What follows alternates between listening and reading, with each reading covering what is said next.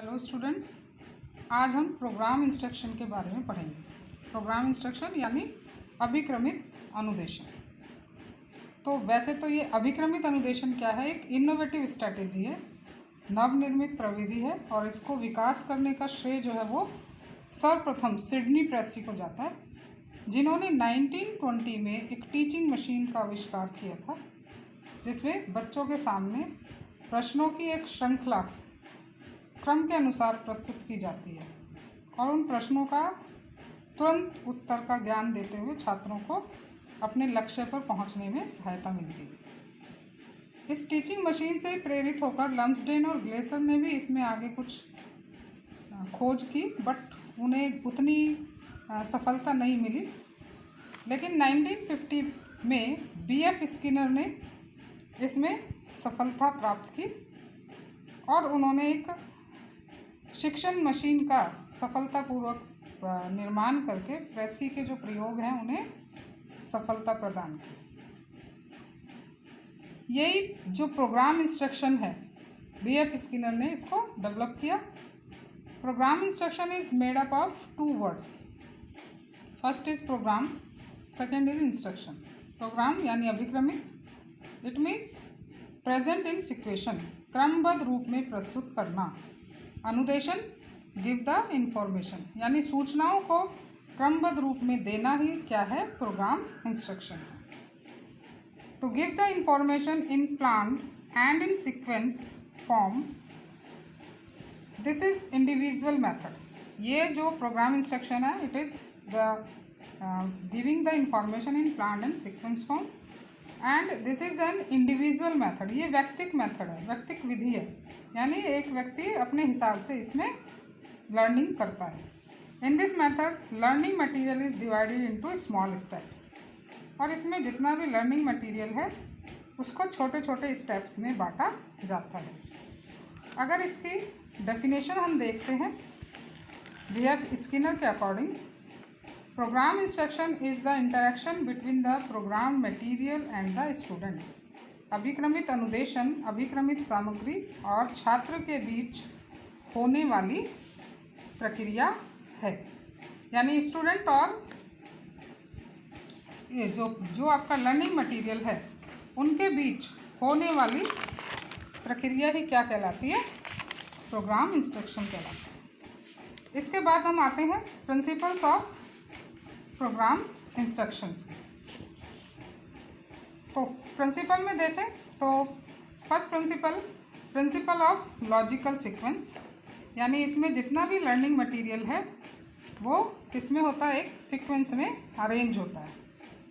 Second है principle of self pacing, स्वगति का सिद्धांत। इस सिद्धांत के अनुसार जो छात्र है, छात्र का जो सीखने की क्रिया गति है और प्रश्नों के उत्तर देने में किसी भी प्रकार का बाहरी दबाव नहीं होता है, वो अपनी गति का ही सहारा लेता है, जिससे वो अपनी गति के अनुसार सीखता है और आगे बढ़ता है।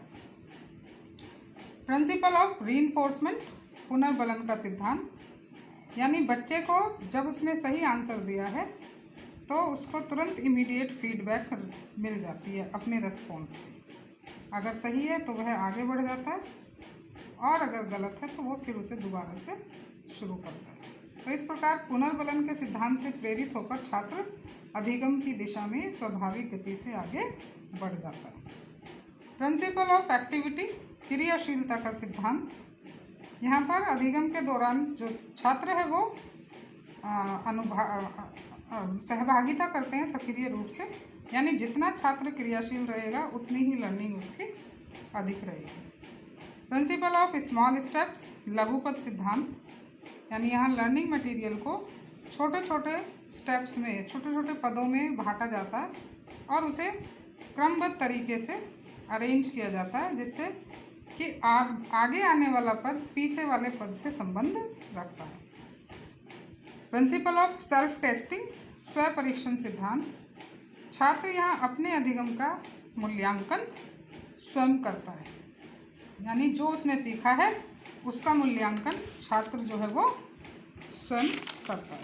अब हम पढ़ेंगे टाइप्स ऑफ प्रोग्राम इंस्ट्रक्शन।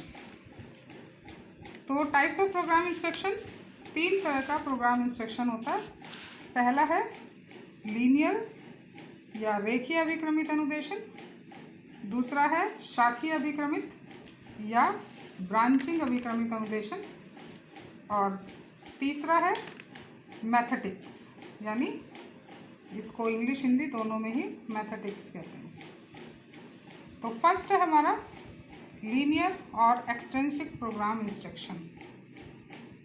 अब इसका जो इस प्रोग्राम इंस्ट्रक्शन को बीएफ स्किनर ने डेवलप किया था and it is directly related to the theory of operant conditioning. BF Skinner की जो थ्योरी है ऑपरेटिंग कंडीशनिंग यानी क्रिया प्रसूत अनुबंध से इसका संबंध है। तो यहाँ पर सामग्री को छोटे छोटे स्टेप्स में बांट दिया जाता है। In this type of instruction, the content is presented in the form of small steps in a systematic order, and these steps are known as the frames. तो यहाँ फर्स्ट जैसे ये एंटरिंग बिहेवियर है, फर्स्ट ये step में stimuli, इसके according response होगा and that response is act as a stimuli second for next step, then R2, S3 and R3 and इस तरह से जो टर्मिनल बिहेवियर है वहाँ पर छात्र पहुँच जाता है। यानी इसमें एक छोटे स्टेप की फॉर्म में एक मटेरियल बच्चे के सामने होता है, बच्चा उसका रिस्पॉन्स देता है, उस रिस्पॉन्स के अकॉर्डिंग उसे वो अगर सही है तो रीइंफोर्स होता है वो, और फिर वो दूसरे स्टेप पर पहुँच जाता है। इसलिए फिर दूसरे का रिस्पॉन्स करेगा और फिर ऐसे ये एक सीधी रेखा में बढ़ता रहता है। जैसे नाम से ही इंडिकेट है, रेखीय यानी एक सीधी रेखा में चलना। तो इसे मेनली 3 स्टेप्स हैं, स्टिमुलस, रिस्पॉन्स और रीइंफोर्समेंट। तो इस तरह से वो एक सीधी रेखा में चलकर अपने उस डिज़ायर्ड बिहेवियर तक, यानी जो उसे लर्न करना है या जो उसे प्राप्त करना है वहाँ तक पहुँच जाता है। तो आज हमने ये पढ़ा है।